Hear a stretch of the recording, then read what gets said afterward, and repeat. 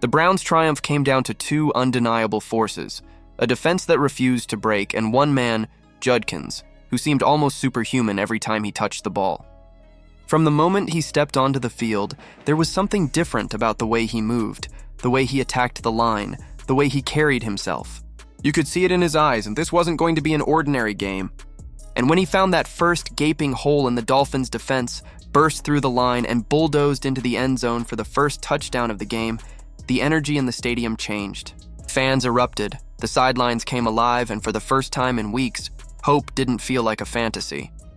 Judkins was here to remind everyone what Cleveland football could look like when heart met horsepower. That first run was just the beginning. As the game wore on, Judkins turned in a performance that felt almost mythical. Every carry seemed to defy logic. He broke tackles that should have ended the play. He found daylight where none existed.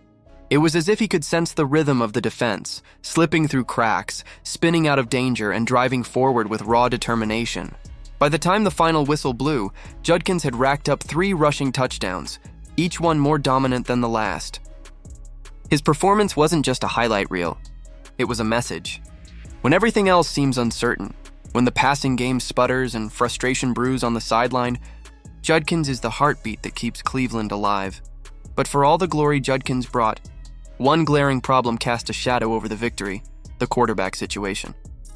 From the opening drive, Dillon Gabriel looked out of sync, like a man caught in a storm with no compass. His passes sailed high, his reads came late, and his confidence seemed to crumble under pressure.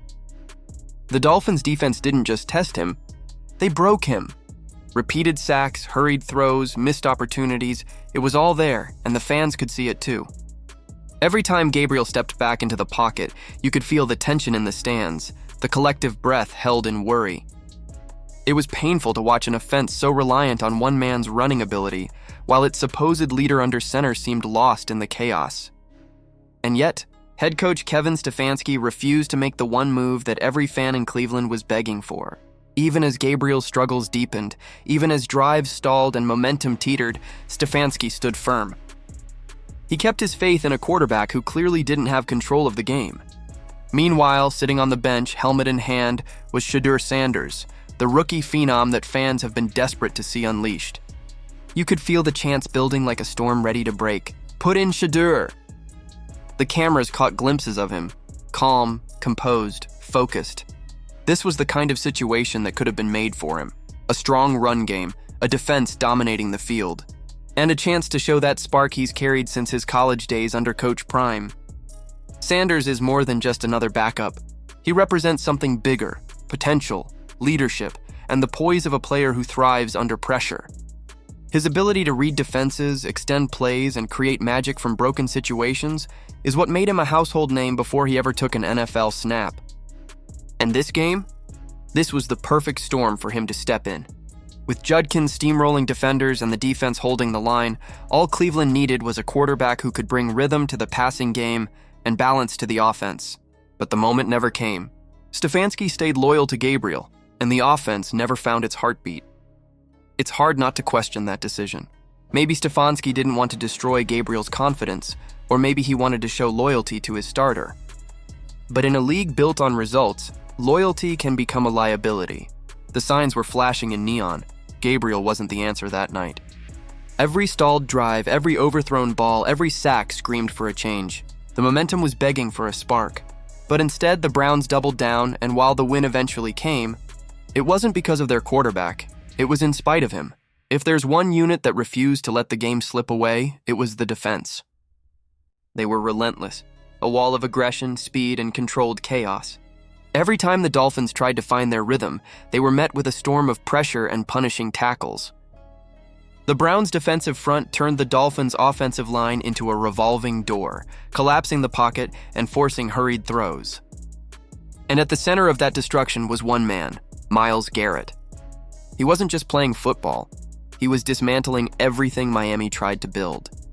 Play after play, he blew past blockers like they were invisible, driving into the backfield, hitting the quarterback, forcing fumbles, and reminding everyone why he's one of the most feared defenders in the league. Garrett's performance was the definition of leadership through dominance. He didn't need to talk, he let his play send the message. Every time the Dolphins thought they had a chance to mount a comeback, Garrett shut it down. It was his relentless energy that set the tone for the entire defense. And when the game was on the line, it was Garrett again who made the crucial stop that sealed the victory. Without him, without that defensive ferocity, this would have been another disappointing chapter in Cleveland's long book of heartbreaks. Instead, it was a gritty, defiant win built on effort, heart, and defense. Still, as the celebration settled, the questions loomed large. How long can the Browns keep pretending that the quarterback position isn't a problem? How many games can Judkins and the defense be expected to carry on their shoulders? Dillon Gabriel might have survived this one, but the writing's on the wall. If Cleveland truly wants to compete, if they want to be more than a team that just scrapes by, they can't keep ignoring what's obvious to everyone else. A change is needed, and it might be time for Shedeur Sanders to get a shot, because the truth is simple. The Browns have everything else. They have a defense that plays with fire. They have a running back who can take over games. They have the heart, the fans, the momentum. The only missing piece is a quarterback who can tie it all together, someone who can lead, inspire, and execute when it matters most. Gabriel's struggles aren't just statistics. They're symptoms of a deeper issue, a team that's afraid to take a risk. But in football, as in life, sometimes the greatest victories come from bold decisions. The Browns' next few weeks will reveal everything about who they really are. Will they continue to lean on their defense and Judkins hoping that's enough? Or will they take a leap of faith and let Shedeur Sanders step into the spotlight Cleveland fans are already chanting for? Whatever comes next, one thing's for certain. This win was a wake-up call. The team might have found temporary relief, but the storm is still brewing. And the next time the offense stalls, the chants won't just be whispers from the stands. There'll be a roar. So, Cleveland fans, it's your turn to weigh in. Was Stefanski right to stick with Gabriel, or did he miss his chance to bring fresh life to the offense with Shedeur Sanders? Did the defense and Judkins do enough to justify the decision, or did this game prove that change is inevitable? Drop your thoughts below. Should Cleveland ride the safe path or embrace the spark that could redefine their season? If you believe this team deserves more than just survival, make sure to like this video, subscribe for more deep dive sports breakdowns, and hit that notification bell so you never miss the next chapter of this unfolding Browns drama.